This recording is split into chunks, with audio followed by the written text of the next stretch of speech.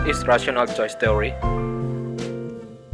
Attempt to explain all social phenomena in terms of how self-interest individuals make a choice under the influence of their preference. It treats social exchange as similar to economic exchange, where all parties try to maximize their advantage or gain, and to minimize their disadvantage or loss. RCT basic premises are that human beings are based their behavior and reason calculation. They record rationality when making choices. Their choices are aimed at optimization of their pleasure or profit. How human brain work to develop rational choice regarding with other human? Using mentalization.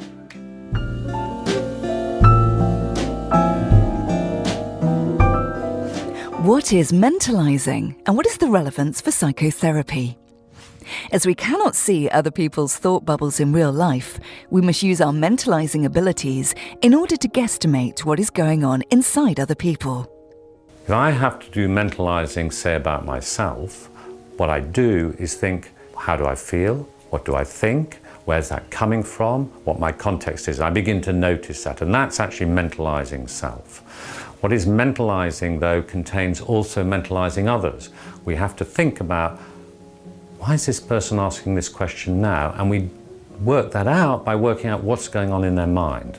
You know, what's behind that question? What's in their mind that makes them ask the question? What's in their mind that makes them behave like this if we observe a behavior? And that's what the mentalizing process is. It's understanding both ourselves and what's going on in our minds, what might make us do things, and actually when we're with someone else, what makes them, what's going on in their mind that makes them behave or ask the questions they're asking.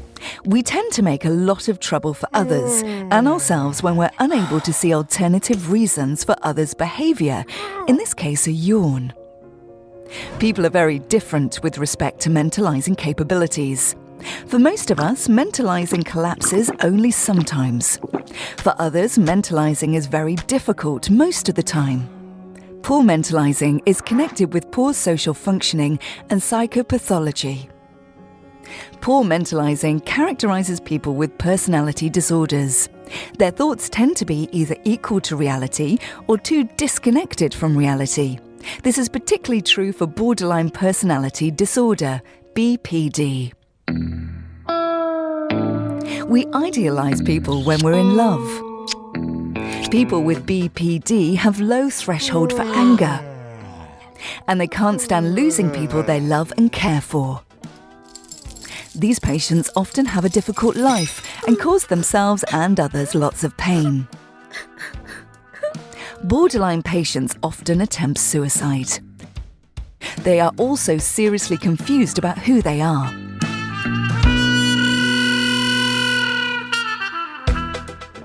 BPD has been considered difficult to treat. Mentalization-based treatment show very good results for BPD. Well, MBT is a manualized treatment, and it's also an evidence-based treatment for borderline personality disorder. So it's crucial that therapists adhere to the manual and also to its mentalizing stance. Mentalizing is the ability to mind other minds. It's to understand misunderstandings and to see oneself from the outside and others from the inside. MBT is a combined psychotherapy, psychoeducation, group and individual therapy. This treatment has now been implemented several places around the world. What is the International Network is a network of groups, really, of people who have developed mentalizing as a core component of treatment for people and are offering clinical services and training in relation to mentalization-based treatments. We can maintain quality of what we do and we can deliver trainings and support to other people to learn mentalizing in a reasonably unified way. Application of rational choice theory. Hi, my name is Johnny Anomaly and I teach at Duke University and UNC Chapel Hill. Today I'm going to talk about collective action problems. Suppose you're in the market for a new car and you have a choice between buying a fuel-efficient compact car and a gas-guzzling truck to drive around Los Angeles. The car will save you money and emit less pollution, but the truck will be safer if you get in an accident. your contribution to the amount of air pollution in Los Angeles, or to global climate change, is insignificant, even if it's true that if everyone chooses the truck, we get more pollution and less safety. The example is a typical collective action problem, which arises when people acting independently produce a worse outcome than they would if they could find a way to coordinate. Collective action problems are diverse, but one of the most common occurs when everyone in a group shares a goal, but achieving the goal requires only some members of the group to contribute. Examples of this are preserving a clean atmosphere by reducing air pollution, organizing a beach cleanup to remove trash from the sand, and saving an endangered species from extinction.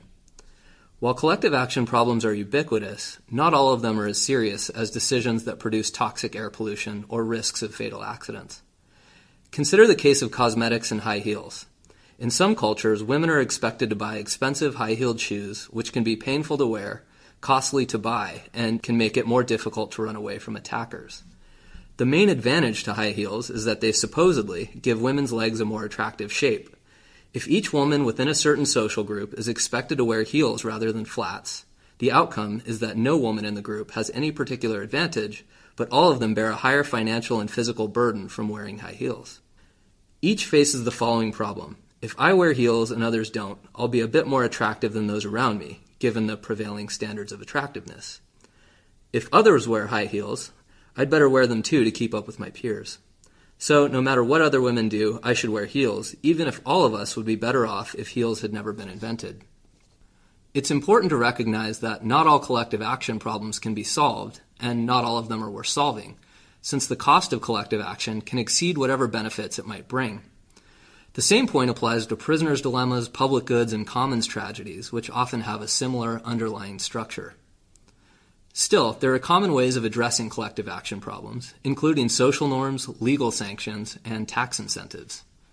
In the case of local air pollution, fuel taxes can reduce consumption, lead people to purchase more fuel-efficient cars, and encourage manufacturers to create cars that use less pollution-emitting energy. In the case of global pollution, like greenhouse gases that cause climate change, a carbon tax would likely lead consumers to reduce their use of carbon-intensive energy and lead producers to search for and develop less carbon-intensive substitutes. Social norms can also help reduce pollution. For example, in some communities, people use bumper stickers to signal to other people that they drive a low-emission vehicle. They presumably do this to promote a norm in which people take pride in reducing pollution and feel ashamed of buying vehicles that pollute the environment.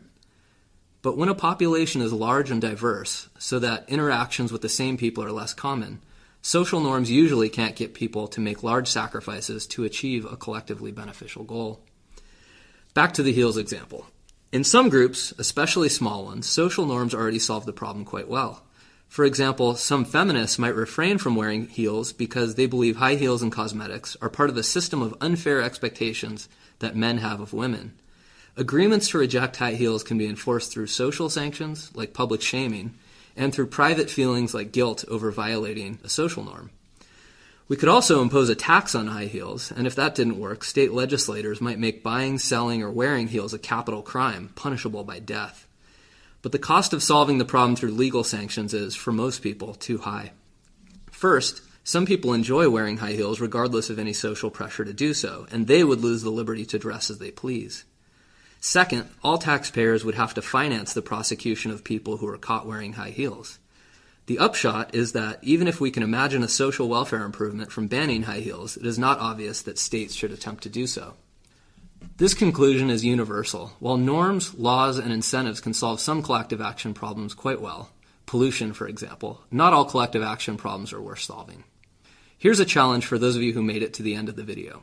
Think of two separate collective action problems, one that is worth solving and one that is not, because of the problems that attempts to solve it would create.